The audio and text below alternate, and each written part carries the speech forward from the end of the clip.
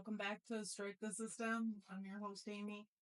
You probably already heard what Donald Trump put on his Truth Social today. He said, "Long live the king." Yes, he is referring to himself as a king now.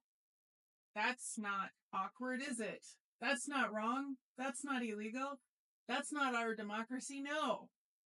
But yes, that is what he said. But there is much more important things that I want to talk about today. I just really have one story I want to talk about opposed to everything else. A story that's not being covered enough and is the most disturbing thing that I think has come out of this administration just yet.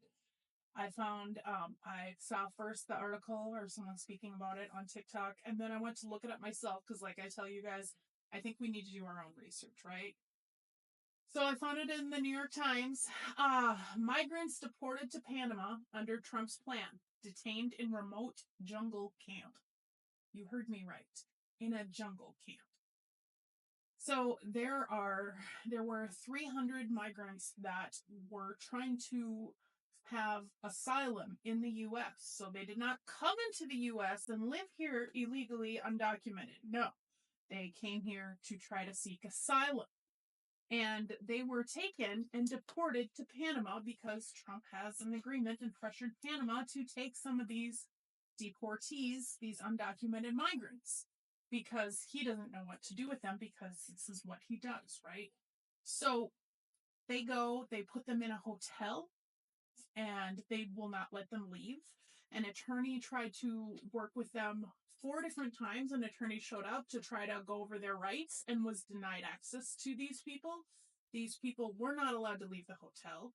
Some of them were able some of them were sent back to their home countries, agreed to do that, but some of them had such severe persecution they knew they weren't able to do that. So I'm not sure how it was figured out, but 100 of these migrants were put on a bus, not told where they were going, and they were brought. It was a 4-hour drive from what they report, and they were brought to a remote jungle area where there were cages. They were put in cages.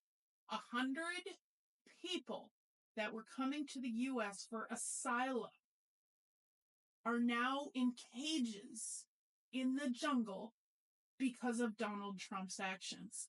Not only is that horrible, yes, that's freaking horrible. Do you know what the worst part of this is?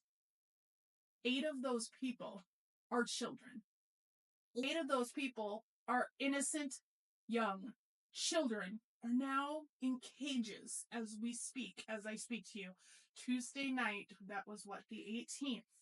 They have been in cages in a jungle on the border of Panama and Colombia. This is not what anybody voted for.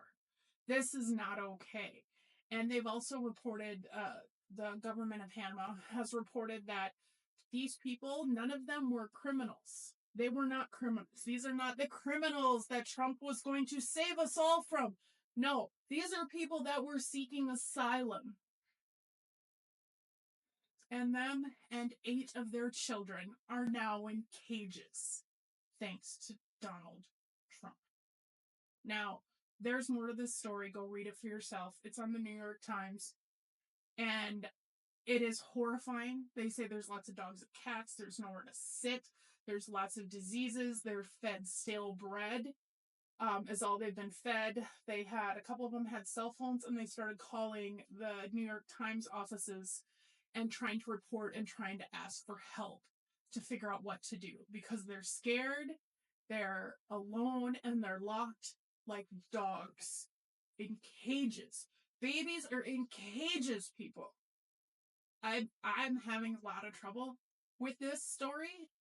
There is so much horror and just hate that has gone on in this world, and people being unalived, and people feeling justified to spew racism. And we protest and we protest and we protest. At what point does our protest not enough? What do we do? How far does this go?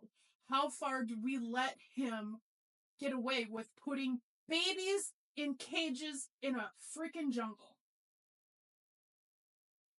I have a lot of feelings about this, and I'm assuming most people, if you don't have feelings about this, then you're a special type of person that isn't special in a good way. You're a special type of person that should be voted off the planet if you think putting babies in cages is ever okay. So that is probably the majority of what I'm gonna say tonight, because I just don't have words. There is, at what point do we stand up?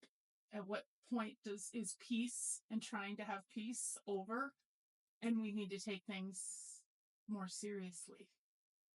What has to happen before the people really truly rise up and take these people out of office to protect babies from being in cages in the jungle? Yeah, it sounds dramatic, but it's actually reality. So that's where we are today. So we will overcome this.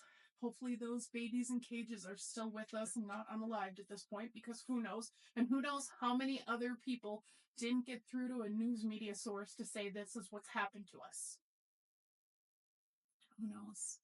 Who knows how many children are in cages and in horrible situations now because of this, and how many people that did nothing wrong but tried to seek a better life here in the United States of America, which is how all of us got here, unless we're Native Americans. We all did the same thing, maybe in different ways. Anyways, I'll get off my soapbox. This is not what this channel is necessarily about. If you're looking for resources of how to fight back, check on yesterday's video or any of the other videos, and I'll be talking more about resources again tomorrow. I'm just too heated up about babies in cages, and a man that, when these babies are in cages, is referring to himself as king. I have opinions. So, we're in this together. We will fight this together. So take care of you, take care of yours, and see you guys tomorrow.